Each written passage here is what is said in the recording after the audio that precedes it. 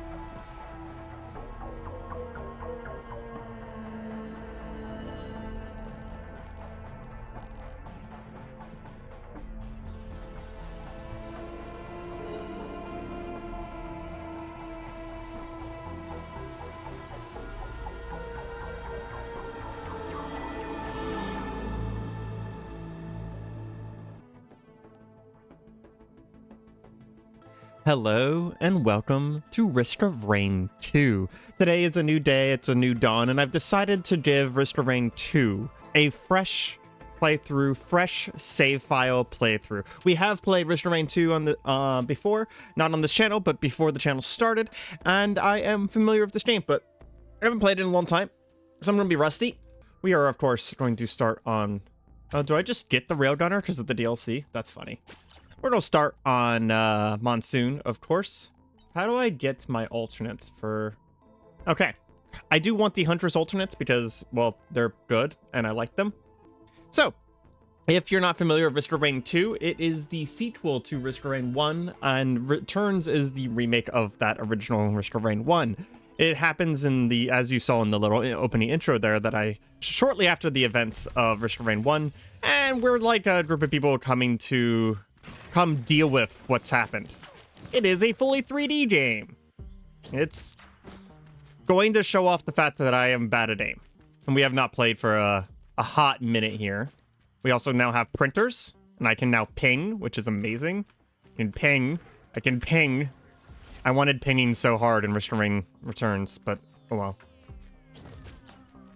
And most of the same rules apply as Risk of Rain Returns. So most of the stuff that you guys would have seen from that game will apply to this one. Except printers. So this is a white printer, right?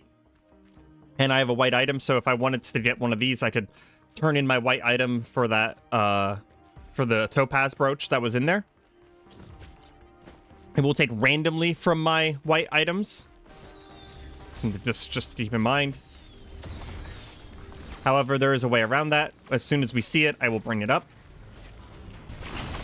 As usual, we are looking for the teleporter. There is a few extra things to find the teleporter in this game versus Risk of Rain Returns. One of which is that there are red particles that are going to be visible somewhere from almost any distance. We also can hear it. It makes a bit of a horn noise. I don't know how else to describe it other than a slight horn noise. Most of the rest of the rules apply. Fungus sucks. Gosh, dang, that's unfortunate. The fungus is not as useless in this game as it is in Returns, but it's just not great. Is that a portable missile launcher? Don't mind if I do. Missiles in this game are pretty. Teleporter should be this direction. Yeah, I don't know how to describe it. Hold on, I'll let you guys listen.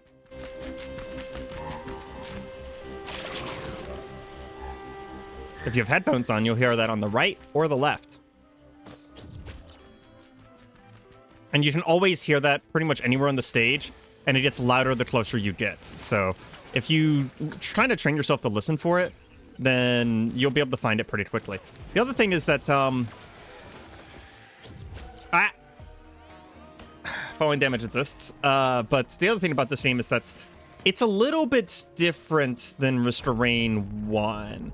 I would argue that full looting the stage every time is a good idea. The other thing is that my chests actually become non-openable whenever I start the teleporter event. So only the things inside this red circle can be open. I'm just trying to back up a tiny bit here for a second.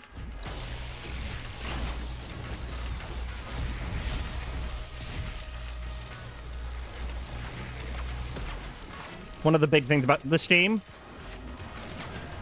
over the other one is prioritizing monsters.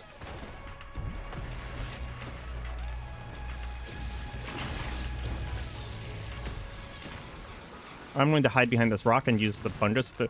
Nope. I was trying to say use the fungus to heal, but we got wisps. Fungus comes back very quickly.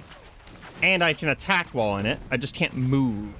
Which is why it's so much better than it is in Risk of Rain Returns. In Risk of Rain Returns, everything cancels the fungus. Taking damage, everything. The other thing is that the teleporter only counts down while I'm in it. Which means I need to get back into the teleporter circle. So the teleporter will count up to 99%.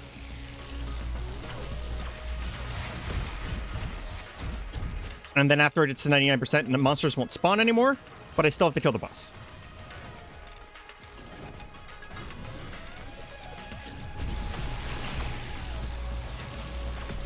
This guy here also has a little bit of a new attack. We will see once he gets below a certain percent of HP. I think it's below 25%. I can't remember exactly, though.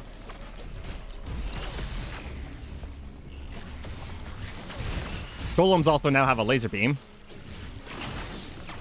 I put that on the wall instead of him. They'll still clap at me if I get close enough, though.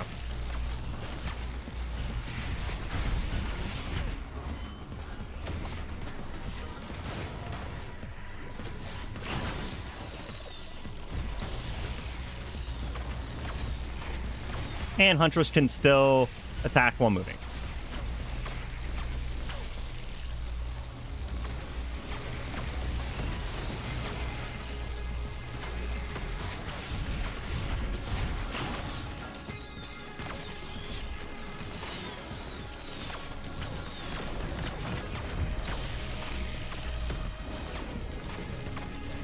That's the attack I was talking about.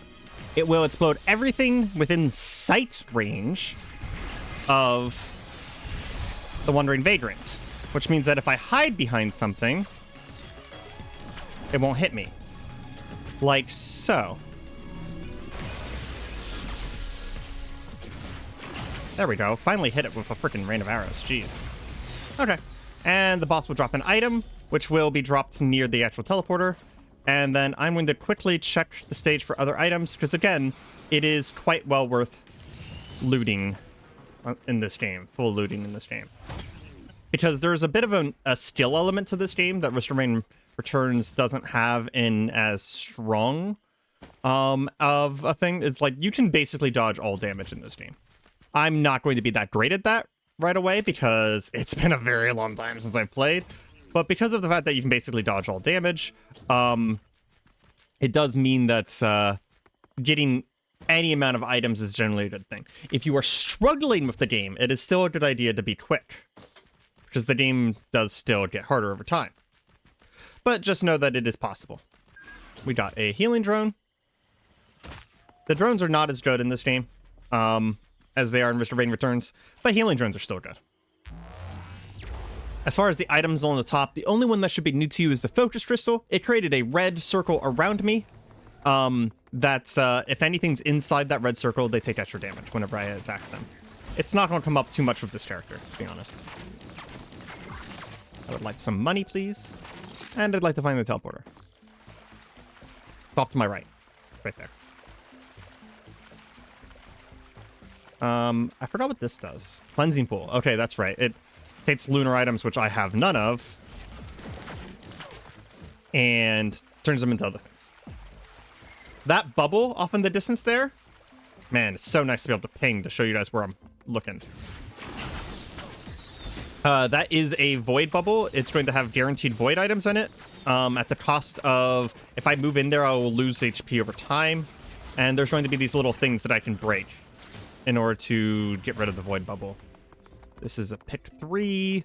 We probably want the topaz there. These purple enemies are corrupt enemies. Whenever you kill them, they'll drop a little, like, void tick thingy that you have to kill. Otherwise, the enemy's not actually dead. And then that's a cradle that get me a void item, but it does cost me the amount of HP that it shows in percentage above. So there should be something around here that lets me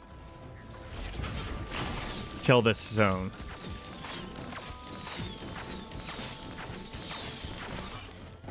Ooh, I got a log. Very nice.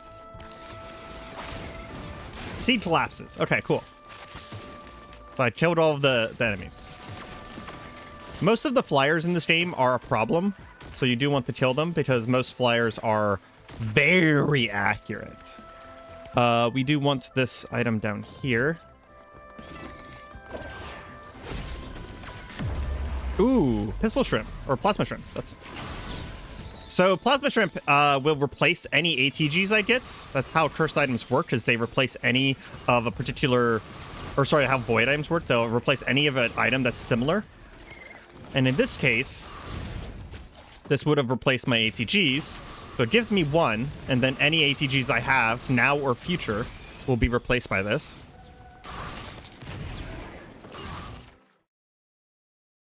Excuse me, I had to turn the sound down on my end a little bit. I will probably have already balanced the sound for you guys, so... And then, plasma shrimp, I wish I could show you guys. There we go. Yeah.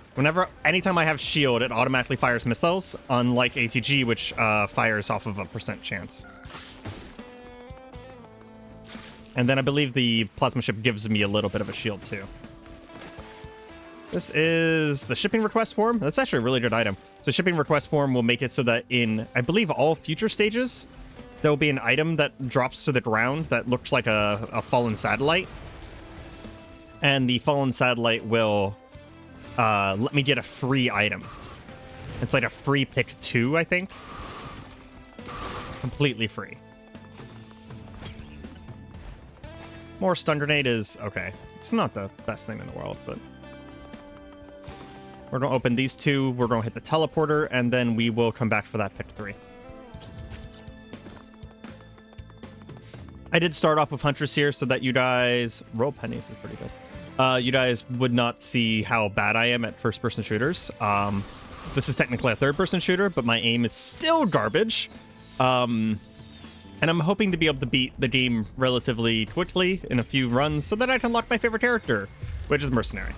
Unsurprisingly. Another Wandering Vagrant. How exciting.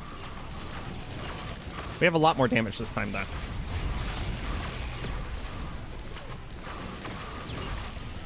If I get the opportunity, I'll show you guys a funny trick.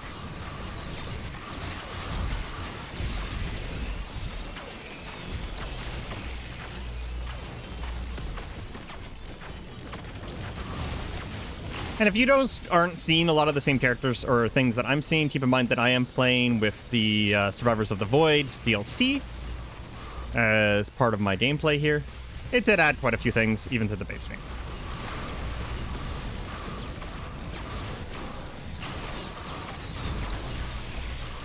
I think she's too close.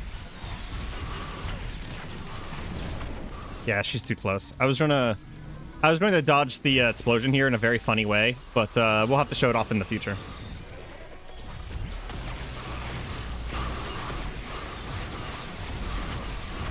You can see all those little purple missiles coming out. Those are my my shrimp missiles.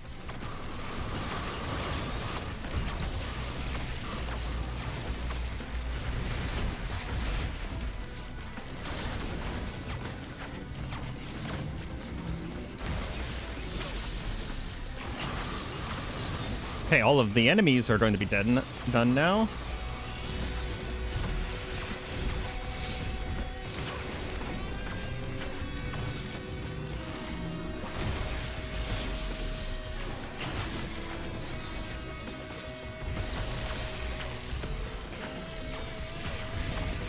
Ooh, almost just died there. Jeez.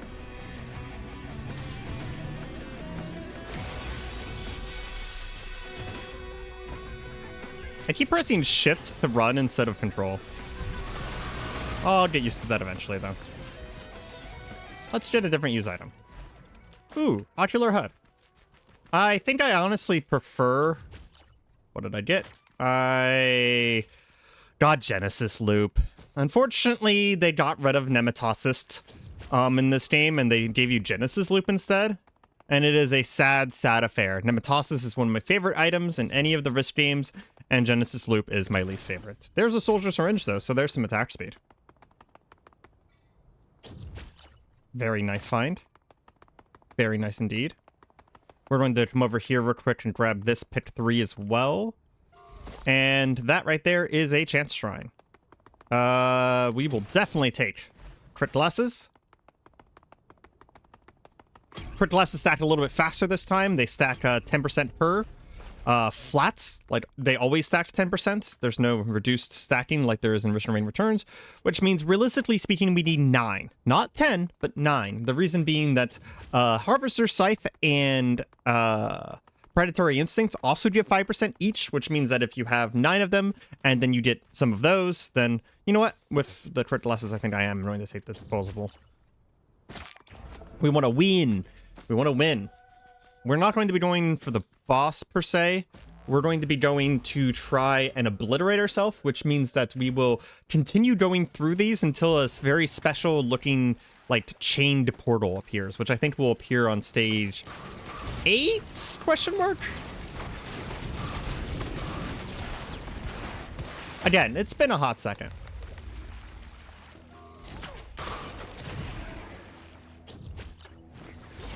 But yeah, if you guys are going to be interested in seeing more of this, I would be very, very happy to transition from Risk of Rain Returns into Risk of Rain 2. All you guys got to do is, you know, like, subscribe, do all the things, you know, to let me know that you guys are interested in this. You know, I put out a little bit of a feeler for this, both in Discord and in my YouTube community section, and it seemed like people had some pretty good reception for it. But you never really know until you actually post the video. And I will admit, I've played enough Risk of Rain Returns at this point that I would like something different. And it's been a very long time. Ooh, Leeching Seed. Very nice. It's been a very long time since I played Risk of Rain 2. So there's a new DLC coming out soon. And we can probably get completely caught up in the game in preparation for the new DLC. And I think that would be very, very cool. But your guys' opinion is kind of the last call on this. If you guys, you know, end up not watching any of these and it doesn't take off, then, well, that's something I'll have to consider. We are going to pop a chest here. And I think we'll go ahead and pop the teleporter, to be completely honest. Beetle Queen. Beetle Queen is basically the mother of many in this game. Ooh, there's a strapper here. I can show you guys off how strappers work. Very easy boss. You do have to watch out for that attack right there, though. I jumped off the ledge. Basically, she shotguns a whole bunch of poison at you. And if you're standing too close underneath her whenever it happens, you will take a lot of damage. A general piece of advice for this game: just like how in Risk of Rain Returns, the advice is always keep jumping. In this game, it's always keep running.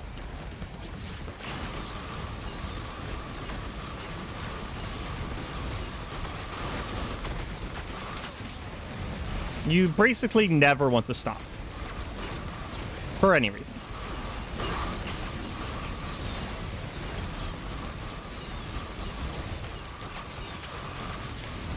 And again, I do want to get rid of those aerial units as fast as possible. We can sort of aim our auto fire here. It's a little difficult to aim sometimes, but we're also lacking a lot of damage.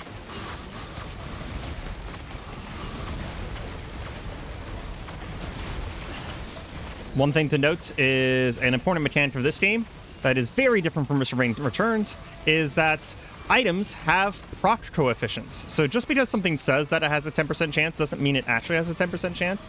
Every attack in the game has a proc coefficient to it. And if it has a 1.0 proc coefficient to the attack, then that means that whatever is on the tin is what you're going to actually get. But the important difference is that items have those too. So that means that whenever you shoot out an ATG, it can activate something else. Like my ATG can activate my bleed, or more importantly, there's something in the game called the bands, Kajaros, and there's a fire and ice band, and they activate off of doing 300% damage for a single attack. ATGs do 300% damage. So Kajaro's band and the ice band would get activated by the ATG. And then you can get into something called proc chains, where you have one item activate another item, which activates another item, which activates another item, and everything on the screen dies. It's kind of glorious. And is not something available in Risk of Rain Returns at all. Most of your power will come from proc chains, because they are stronger than any individual item.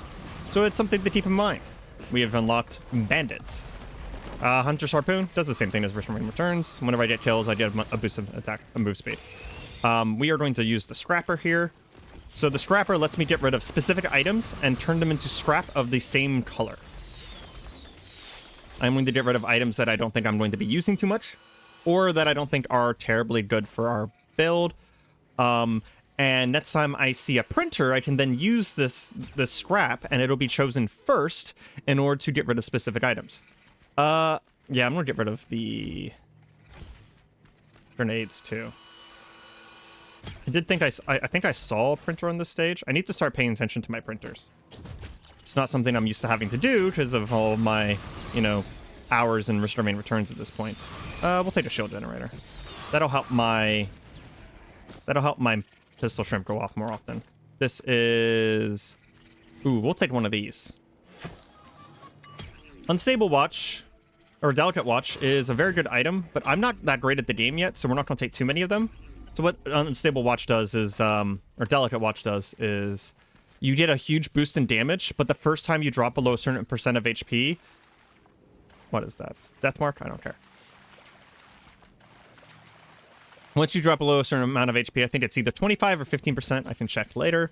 All of your watches will break, permanently break. You can't even scrap them after that. They're just useless. So it is an investment in, are you good enough, kind of thing. And then here is our free item from the little checklist thing that I have up there. Oh man, we got so many sticky bombs. That's so nice. Unfortunately, sticky bombs got nerfed in this game, so they're not as good. But that is the ukulele. Ukulele is actually a key item for Huntress because it gives me AoE. And like I said, items can proc other items. So that means that the lightning of the AoE, or of the ukulele, can proc all of my items. So as I am AoEing to other enemies, my items will get procced. So you'll see lightning shoot at something, and then every single enemy that gets hit by lightning, if I have a barrier, will proc the pistol shrimp, right? And then they will also have a chance of all proccing, like, my sticky bombs, for example. Ooh, we already have bosses spawning. Very nice. Unfortunately, bosses in this game do not give extra items by default. There are shrines of the mountain that will make extra items spawn around the actual teleporter, but bosses by themselves are kind of unnecessary to fight unless you think you can take them out. This enemy right here, the little crab thing, is going to drop a little void bubble whenever it dies. If you are standing in it, when that void bubble collapses, you die instantaneously. No ifs, ands, or buts. I don't think there's even a single way survive it. Maybe having a Dios so that you get an extra life. I want movement speed really bad, so we're going to grab a couple of these. It also kills everything else, like that imp. That was some pretty good luck. And those right there are some of the worst enemies in the game. Prioritize them. They do so much damage. That's a stealth kit. We don't care. Stealth kit makes you invisible, gives you some move speed and stuff whenever you take a certain amount of damage. Who cares?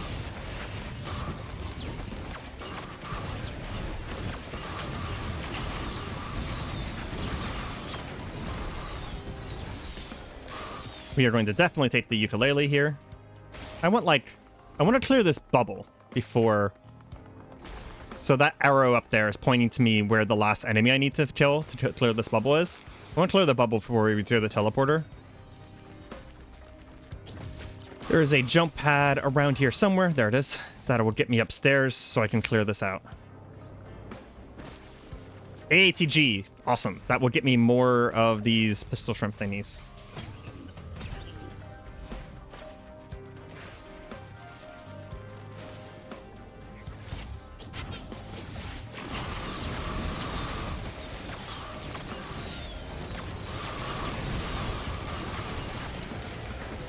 Between the two games, this game is definitely a lot faster paced, I would argue. Even at the very beginning. We're going to pop this for half HP. This would give us a void potential, which lets us choose between one of 3 items. We need to kill some of these guys that are shooting mortars at us. We'll also grab this. Keep in mind that whenever you grab one of these little cradles, it'll spawn some of these little guys. You need to kill them off before they go off and infect something. That is pluripotent larva. Don't remember what that does. Oh, corrupted extra lives. Gotcha. So that's basically a Dio's friend, but after I come back, it will oh, I forgot about this item. Weeping fungus. But yeah, let's talk about the pluripotent lives first. It's a Dios with an exception. Whenever I come back to life, it will turn all of my items that could be corrupted, because there's not a corrupted variant of every item, but it'll turn all of my corruptible items into their corrupted variants, which can be bad. Can also be very good, depending on what you got going. So, Weeping Fungus. It is the exact opposite of Fungus, the bustling fungus. Weeping Fungus gives me all of the healing and everything when I'm moving. One of the best items in the game. Some of the void items are very, very strong, and in fact, they're strong enough that like sometimes I will probably avoid void items because you kind of just win sometimes by having void items. Same thing with another category called lunar items. Lunar items you have to buy with a special currency that you get just from like playing the game. It's a cross-run currency. Not really a meta currency. Kill 15 enemies simultaneously. Very nice. Wonder how many achievements I'm going to get for this first run. So I'm okay at this game, so I should do pretty well in my first run.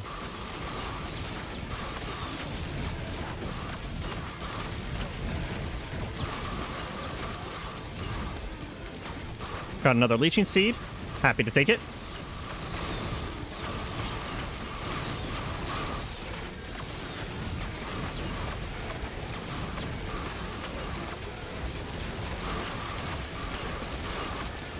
You can just see the chaos. See the chaos unfold. Fantastic. So a question many people had whenever I was first discussing possibly playing this is, what am I planning on doing? I'll probably play all the characters. I will probably do a Eclipse climb. There's a special mode called Eclipse where you basically the game gets harder and harder. You have to unlock Eclipse levels 1 through 8 on each character separately by beating the previous Eclipse level, and then Eclipse 8 will probably be the default difficulty of playing with all characters from that point on. It's much harder. It adds a lot of modifiers. It's really fun. Other thing I plan on doing if I do a series out of this, a long-running series, and it does well, is I plan on doing some modded gameplay. The modded gameplay will definitely be like considered different from my normal gameplay, just because some of the mods in this game are woefully unbalanced, but there's some really fun ones out there too. So now that we have another fungus, it took my fungus and made it into another weeping fungus, which is, in this case, very good. Is that an unopened item? Yes, it is. Because of the length of these runs, we might do some small editing to some of these episodes, but it's more likely that these will not be edited episodes. These will just be complete runs, start to finish. for better or worse. Mostly just because, well, my editing time is valuable, and I have other things that I like to do with it. That being said, I probably will not be doing too many, like, looping endless runs, because that would involve putting, like, a 2-hour video on YouTube, and I'm good.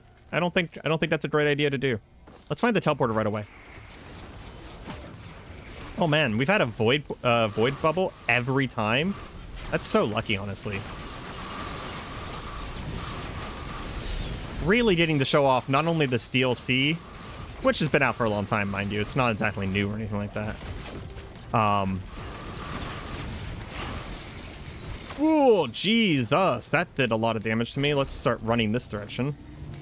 Just broke all my watches because it knocked me off the stage. We'll have to evade this drone. That drone is going to stand still and just, like, defend that point. Well, I have a, Actually, it didn't activate any of my... we want the Hopo Feather here. What is that? That's new? There's like a bunch of meteors off in the distance. That's completely new to me. I wonder if something's happened in the meantime since I played last. If anyone in the comments knows what the fuck that is, please tell. Repulsion armor plates. It's basically a minor version of the repulsion armor from Risk of Rain Returns. It reduces damage taken by a flat amount. It's very, very good against like wisps and stuff like that, who do very small amount of damage multiple times. Okay, we definitely want this Hopo Feather up here.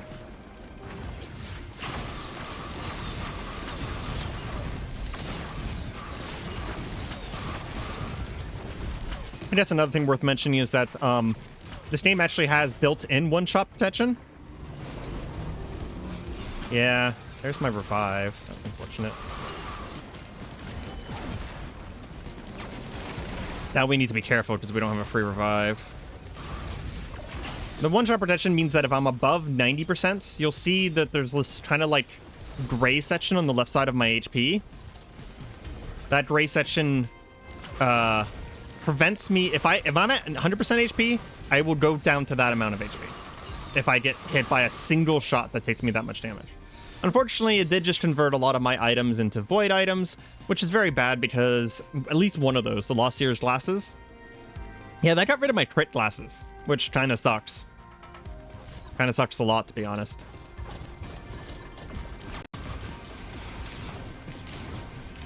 We're going to take more ATGs, though. Sure, for sure.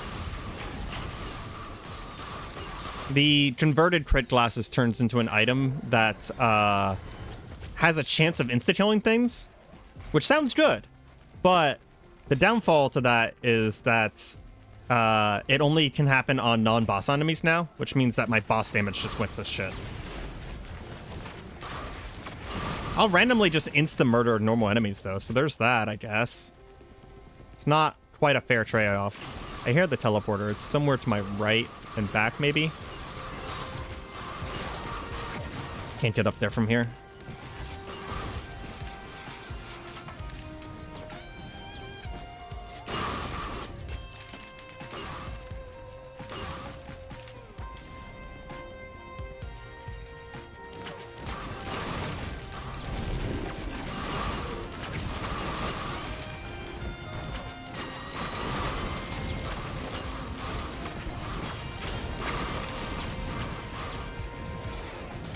I will say, it did turn my bleed into a status effect called Collapse, which is very good.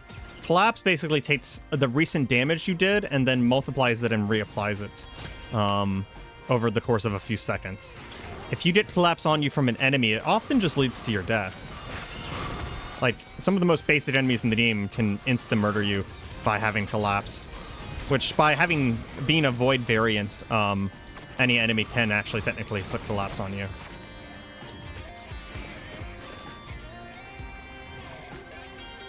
How do I switch this?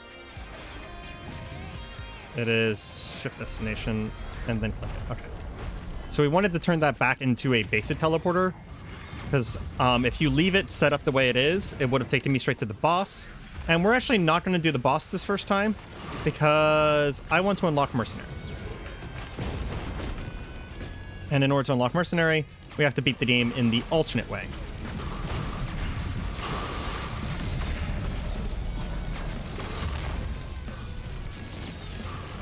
I kind of got locked up for a second there. It's because of that type of enemy. They're called Void Jailers. They hit you with like this thing that drags you and then locks you in place. It's very deadly.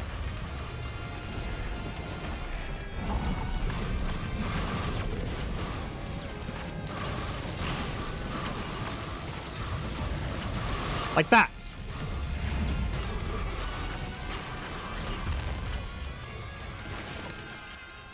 Come on, don't die. Okay. Jeez, that Void Driller almost just murdered me.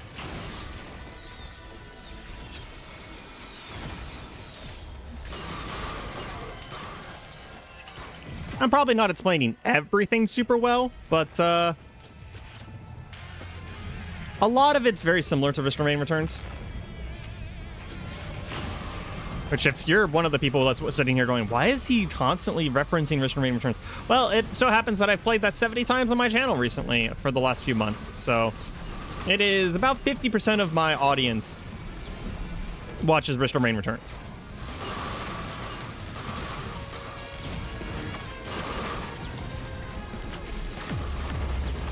You see that explosion of damage? Yeah, that's what happens whenever the Void crit goes off. Instead of doing crit, it just murders. It's like, I don't even know how much damage it does, but it's a lot. Old War Stealth Kit, not the greatest. Once this teleporter is done, I am going to check out the Void Seed super fast. There's still an enemy in here somewhere.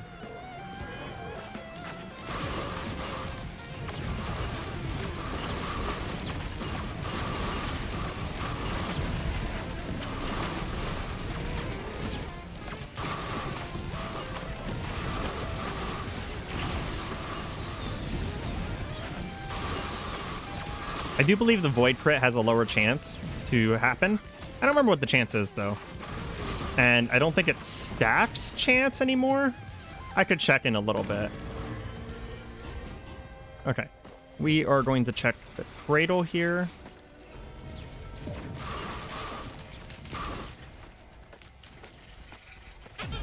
There he is. There had to be an enemy somewhere.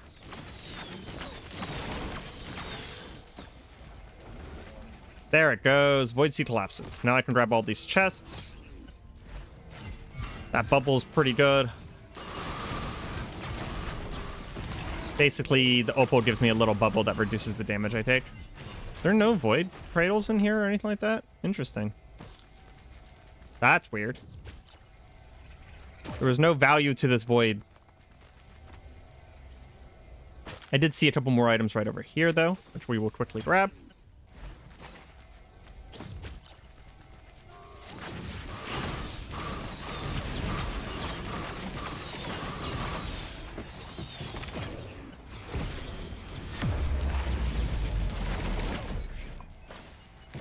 We got some more Monster Tooth, which is not as good in this game. And more Pistol Shot, which is very good. I don't remember if it's 1 or 2 more stages in order to get to the obliteration, but we're going to fast forward a little bit and get there as quickly as possible. And by that, I mean we're going to hit the teleporter as soon as we find it every time from now on. Teleporter should be... We also got an item for looping the first time. Nice. Off in the distance, you'll see some green shenanigans happening. This shit right here. That is a Malachite enemy. You should fear them. Malachites are death. Malachites are destruction. Malachite, if you get hit by them, or if you touch those spikes, not only will you take a whole bunch of damage, which sucks, because they do really, really high amounts of damage, you also will no longer be able to heal for a set amount of time. Which means that they are one of the ways that the game kills late game builds. Malachites generally only appear after the first loop.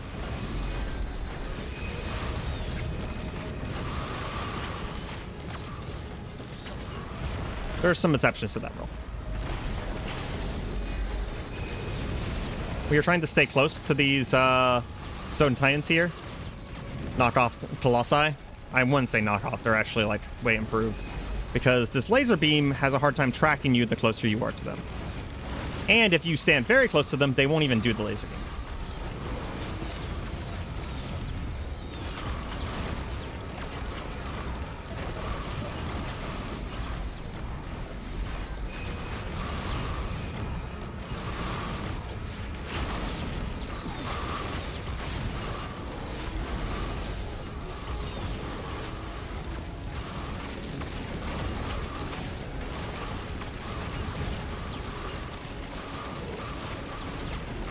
Another ukulele.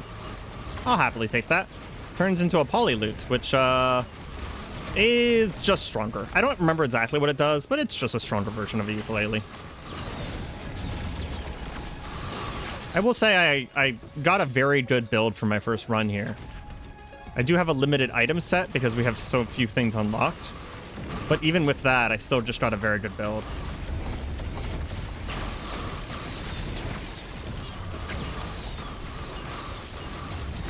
We're gonna do a little bit of looting here. Ooh, our first red. Oh, great. Aegis. Honestly, Aegis is still a bad item, but in this game, it's a little bit less bad. Sorry, in this particular run. Not in this game. It's actually still bad in this game. But it's a little bit less bad in this particular run because I get healing whenever I move. So there's no reason to kill this boss. It's not Risk of Rain Returns. They won't drop an item. They drop a bunch of gold, but we have enough. We're going to check right up here on this cliff for just a few items, and then we're going to leave. Ooh, Ceremonial Dagger. Does exactly what it did in Risk of Rain Returns. Murder shit dead. Let's go. We're waiting until it says that a celestial portal appears. It'll say it in the text in the bottom left. There was an extra chest there. Oops. I missed a few chests, but we are trying to go a little bit faster now. Because we are reaching the end of how long I wanted to make this video. I mean, we're already at 40 minutes. Yeah. That over there is a bubble of a celestial. I think they're called celestial elites. It's another special elite from Risk of Rain 2. They hide everything inside of their zone. So anything inside that bubble, everything inside that bubble is well considered to be a danger space because there can be any amount of enemies in there.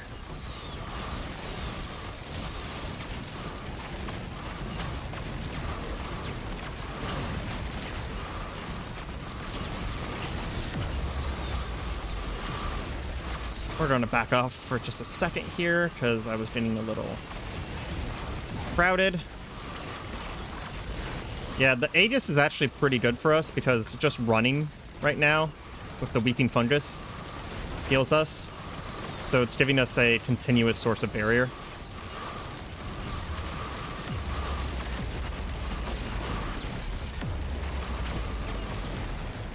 I would not argue that this game is any less or more chaotic than Risk of Rain Returns, but with it being 3D, you can do some silly shits like that. This character's dash move is fully directional, so I can just go straight up into the air if I wanted to. Which, being in the air is not as valuable in this game as it is in Returns. I'm just gonna say that right away. There's a character that can go into the air all the time, and while it is good, it's not like instant safety like it is in Returns. I need to kill that Beetle Queen down there.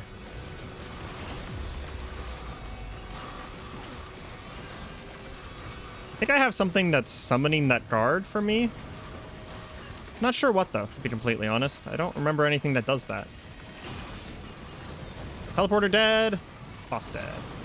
Very nice. Don't get complacent and die now. That would be very unfortunate. Cautious Slug is basically the egg from Returns. When I'm outside of combat, it'll make a noise like that. And I'll start taking a whole bunch of healing.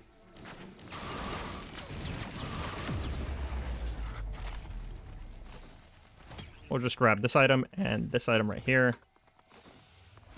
And then we'll leave.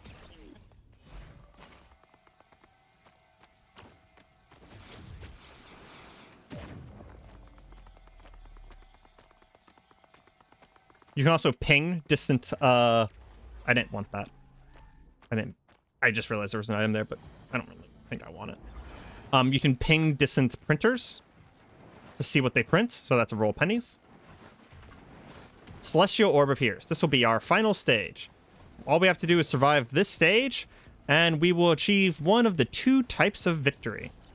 Next video, we will attempt to get the other type of victory, but we'll be doing it with my favorite character, so I'll be a lot more excited to do it. It also will be the victory we go for the majority of our runs, because it is faster.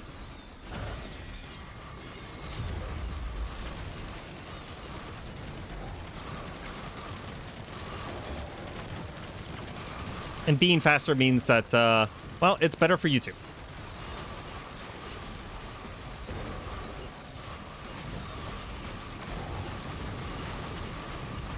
I would argue that imps are easier in this game than they are in returns. Like, you still don't want to be underneath them because they do like they do that multi-slam attack that they do in returns.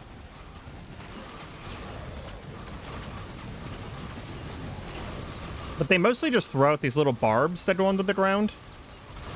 And the barbs, I mean, they do tons of damage if they hit you, if you run into them, don't get me wrong. But they're just not as threatening as, like, the charge attack or anything like that. Or, like, the teleport slam of returns. Now, these guys right there. Those machine gunners, they're the real danger of this particular stage right now. I say that, but I am now dying to... Ironically, I was dying to an imp. I think I touched a Malachite or something, because I wasn't healing for a second there. Oops. I did not mean to jump on that jump pad.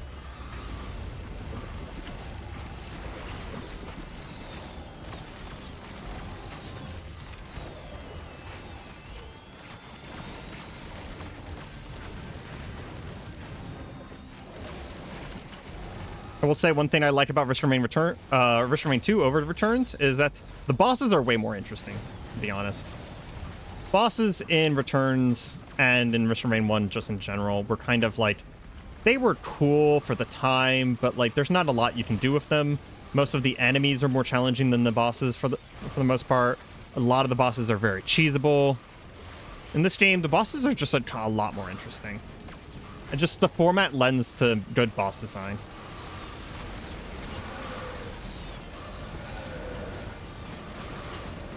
Imps are one of the few ones that I would say are just less challenging, because whenever an imp spawns, it just doesn't really affect your playstyle in any real way.